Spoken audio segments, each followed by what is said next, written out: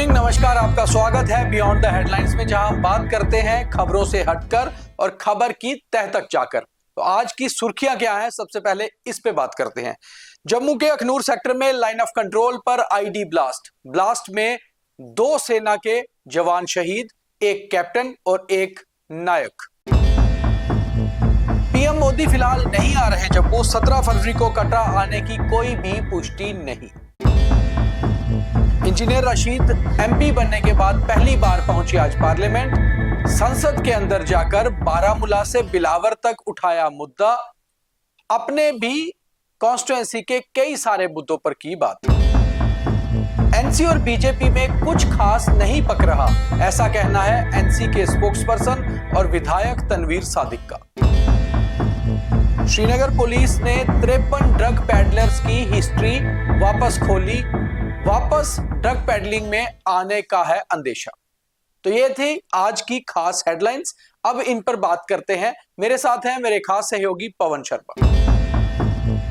कुछ टेक्निकल कारण की वजह से आज हमने अपना बियॉन्ड द हेडलाइन का फॉर्मेट चेंज किया है। कल से दोबारा आपको पुराने फॉर्मेट में मिलेंगे, मगर फिलहाल आज मैं और पवन जी एक ही फ्रेम में। पवन जी, लाइन ऑफ कंट्रोल पर अखनूर में ब्लास्ट और इस आईडी ब्लास्ट में एक कैप्टन सहित 2 लोग जो है वो शहीद हो गए, सेना के 2 घायल बताए जा रहे हैं। एक बड़ा हमला एक तरह से सेना पर। बिल्कुल, देखिए, जो इनपुट सुरक्षा एजेंसियों को पहले मिल रहे थे कि सीमा के उस पार से लगातार साजिश हो रही है पाकिस्तानी खुफिया एजेंसी आईएसआई की, पाकिस्तान की आर्मी की, कि वहां पर कोई ना किसी तरीके से बैट अटैक किया जाए, खास करके फलावला से लेके पुंछ तक। हालांकि इंटरनेशनल बॉर्डर के पार भी इनपुट्स हैं कि वहां भी टेररिस्ट जो है, जो लॉन्चिंग पैड्स हैं वहां पर बैठे हुए हैं।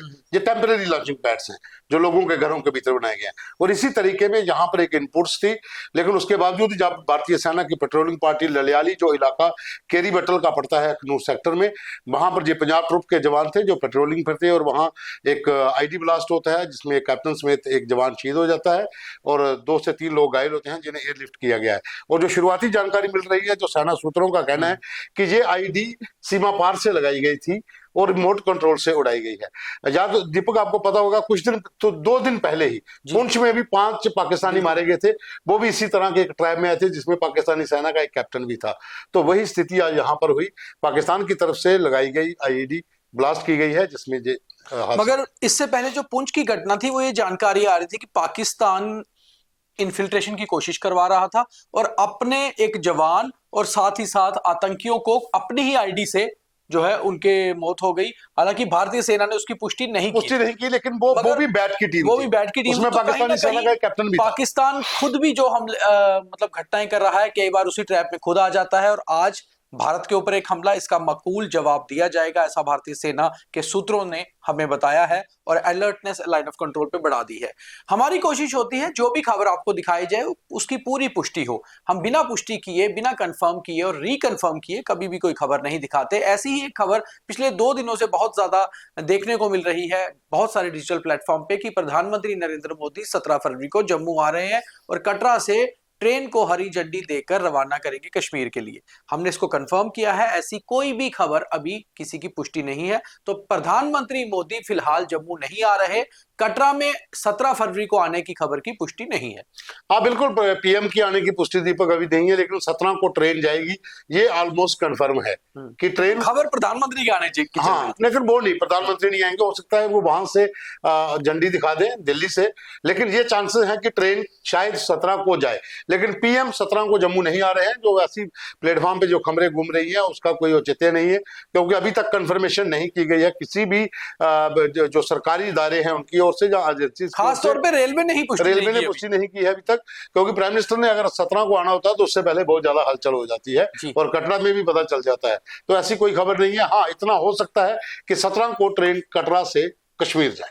तो 9 जून को 2024 को लोकसभा चुनावों के रिजल्ट आए थे और उस दिन बारामूला से सांसद बने थे इंजीनियर अब्दुल रशीद, जो तिहाड़ जेल में बंद है। और आज पहली बार सांसद बनने के बाद इंजीनियर रशीद संसद पहुंचे और पहुंचे भी थे। 2 दिन की पैरोल कस्टडी उनको मिली है और आज संसद में उन्होंने अपनी बात भी रखी। आखिर जैसे लग रहा था अपने इलाके की भी आज बात रखी, अच्छी बात है, मगर साथ ही साथ बारामूला और बिलावर, इन दो जगह पर दो ऐसी मौतें हुई हैं जिसकी इन्वेस्टिगेशन चल रही है, उसकी भी बात रखी, मगर स्पीकर ने उन्हें बोलने की इजाजत भी दी और बात रखने की भी इजाजत दी गई। देखिए ये इंजीनियर शीत सेपरिस्ट आइडियोलॉजी है जी। उनका काम है कि इसी तरह के मुद्दों को जिंदा रखना ताकि अपने आप को भी जिंदा रखा जा सके। हाँ, इतना जरूर था कि इतने समय से जेल में बंद थे, अपने इलाके के मुद्दे आज उन्होंने पहली बार पार्लियामेंट में रखे कि मेरे उन इलाकों में ये दिक्कत है, और साथ ही उसने ये कहा कि हमारा खून इतना सस्ता भी नहीं है कि आप बिलावर और को जो घटना कश्मीर में हुई है उसे लेकर आप खामोशी रहेंगे। हालांकि उन दोनों की जगह इन्वेस्टिगेशन चल रही है अपनी अपनी जगह पे, सरकार भी और पुलिस भी और आर्मी भी अपना काम कर रही है, लेकिन वो बाबा तिलिस्मी है, उनका काम है इस तरह का करना। लेकिन ये अच्छा था कि उन्होंने अपने इलाके की बात रखी और जीतने के बाद पहली बार उनको मौका मिला। अब कल छुट्टी है, शायद परसों एक बार फिर आएंगे। तो परसों फिर संसद जाएंगे, बारामूला के सांसद, और वहां क्या बात करेंगे आखिरी दिन, ये देखना बहुत अहम रहेगा। मगर साथ ही साथ जो सियासत है जम्मू कश्मीर में गरमा रही है, आपने हमारे दिन में आज दो शो देखे होंगे। एक लाइव शो देखा होगा कि आखिर उमर जैसे ही होम मिनिस्टर अमित शाह से मिले उसके बाद ही कांग्रेस के प्रदेश अध्यक्ष तारिक हमीद करा दिल्ली पहुंच गए हैं, और क्या दूरियां बढ़ रही हैं दोनों अलायंस पार्टनर में। और दूसरा हमारा शो आपने देखा कि उमर अब्दुल्ला और अमित शाह में क्या बात हुई होगी।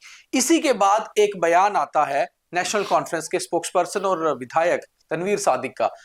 वो कहते हैं कि एनसी और बीजेपी में फिलहाल कुछ भी नहीं पक रहा। जो खबरें आ रही हैं इधर उधर से कि शायद ये दोनों मिल रही हैं पार्टियां, ऐसा कुछ भी नहीं है।